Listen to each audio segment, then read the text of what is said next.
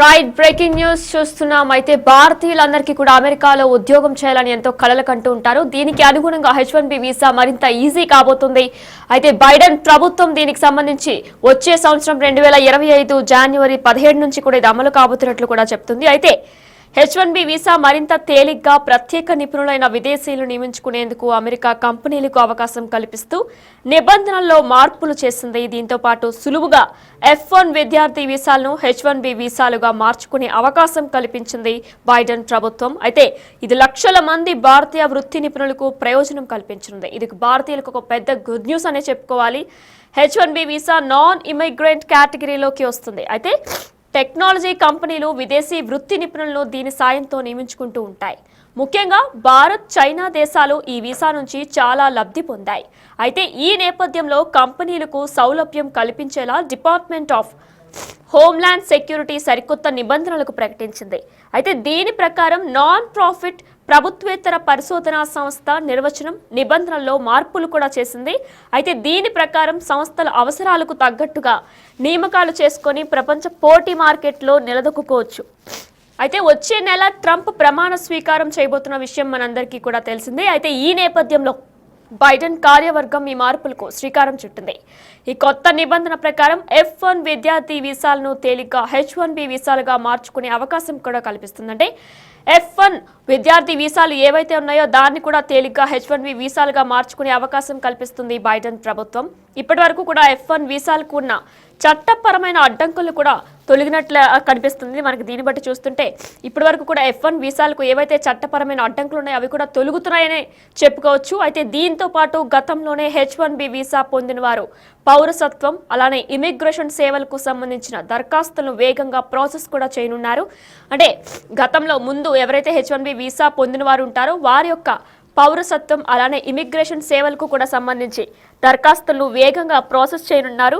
అయితే అమెరికాలోని వ్యాపార సంస్థలకు కార్మికుల అవసరాలు తీర్చేందుకు బైడెన్ ఈ నిర్ణయం తీసుకున్నట్లు కూడా తెలుస్తుంది. అంటే అమెరికాలోని ఎవరైతే వ్యాపార సంస్థలు కార్మికుల అవసరాలు ఉంటాయో వారి అవసరాలు తీర్చేందుకే బైడెన్ ఈ నిర్ణయం తీసుకున్నట్లు కూడా తెలుస్తుంది. అయితే దీంతో పాటు ఆ సంస్థలపై పడుతున్న అనవసర ఆర్థిక భారాన్ని కూడా తగ్గిస్తుంది అని కూడా చెప్పుకొస్తున్నారు. ఇక కొత్త విధానంలో లేబర్ కండిషన్ అప్లికేషన్ ఖచ్చితంగా H1B వీసా పిటిషన్కు అనుగుణంగా ఉండాలి అని కూడా చెప్పారు.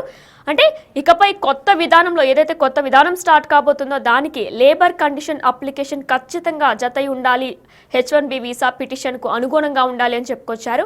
ఇక ఈ నిబంధనలు 2025 జనవరి 17 నుంచి కూడా అమలు కానున్నాయి. అంటే వచ్చే సంవత్సరం బైడెన్ తన కుర్చీలో కూర్చున్న తర్వాత వచ్చే సంవత్సరం 2025 జనవరి 17 నుంచి ఈ నిబంధనలన్నీ కూడా అమలు కానున్నాయి. అయితే అమెరికాలో ఏటా 65,000 H1B వీసాలకు అనుమతిస్తుంది. అదనంగా మరో 20,000 కూడా అడ్వాన్స్ డిగ్రీ వీసాలను కూడా జారీ చేయబోతున్నట్లు కూడా తెలుస్తుంది. కానీ చాలా నాన్ ప్రాఫిట్ సంస్థలు దీని నుంచి మినహాయింపులున్నాయి.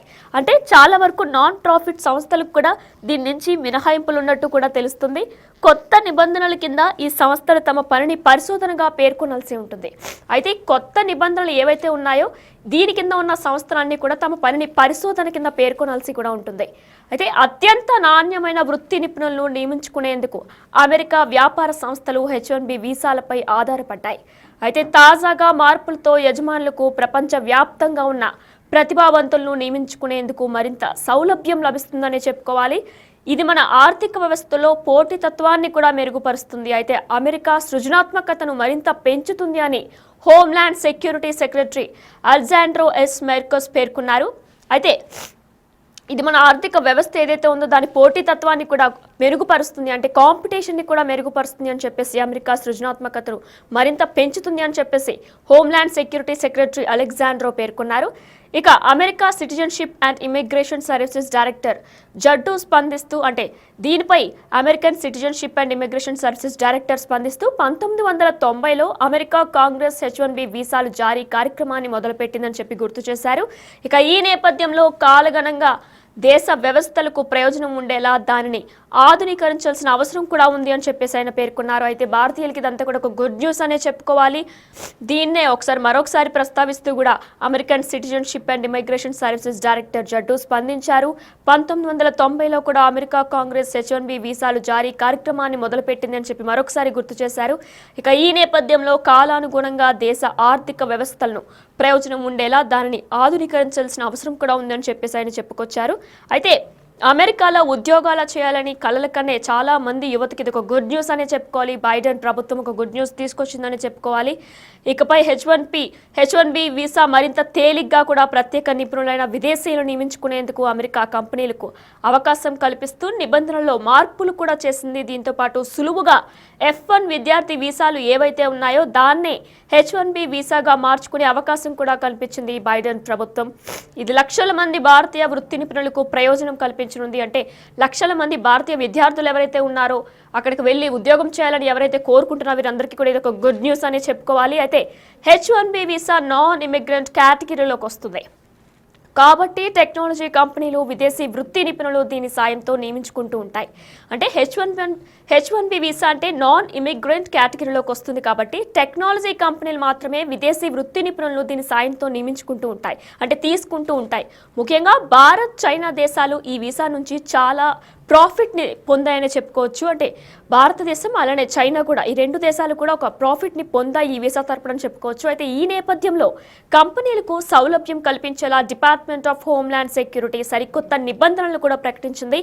దీని ప్రకారం నాన్ ప్రాఫిట్ ప్రభుత్వేతర పరిశోధనా సంస్థల నిర్వచనం నిబంధనల్లో మార్పులు కూడా చేసింది. దీని ప్రకారం సంస్థలు అవసరాలకు తగ్గట్లుగా నియామకాలు చేసుకొని ప్రపంచ పోటీ మార్కెట్లో నిలదొక్కుకోవచ్చు అని కూడా చెప్పుకొచ్చింది. అంటే దీన్ని యూజ్ చేసుకొని ప్రపంచ పోటీ మార్కెట్స్ ఏవైతే ఉన్నాయో దానిలో కూడా పార్టిసిపేట్ చేసుకోవచ్చు అని కూడా చెప్పుకొచ్చింది, గుర్తు చేసింది.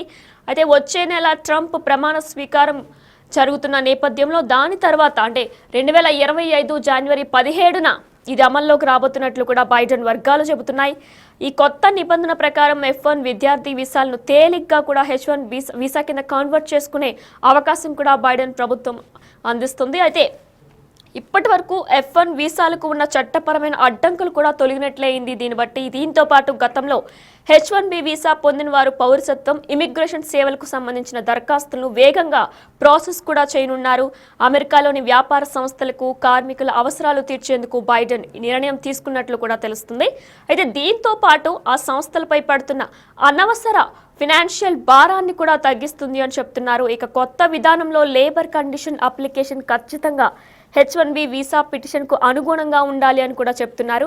ఇక ఈ నిబంధనలు 2025 జనవరి 17 నుంచి అంటే వచ్చే సంవత్సరం 2025 జనవరి 17 నుంచి కూడా అమలు కానున్నాయని చెప్తున్నారు. అమెరికాలో ఏటా 65,000 H1B వీసాలు అనుమతిస్తుంది. అయితే అదనంగా దీంతో పాటు ఇంకొక 20,000 అడ్వాన్స్ డిగ్రీ వీసాలను కూడా జారీ చేస్తున్నట్లు కూడా తెలుస్తుంది. అయితే భారతీయ విద్యార్థులకి లేదంటే అమెరికా వెళ్ళి ఉద్యోగం చేయాలనుకున్న వాళ్ళకి కూడా ఇది ఒక గుడ్ న్యూస్ అని చెప్పుకోవాలి.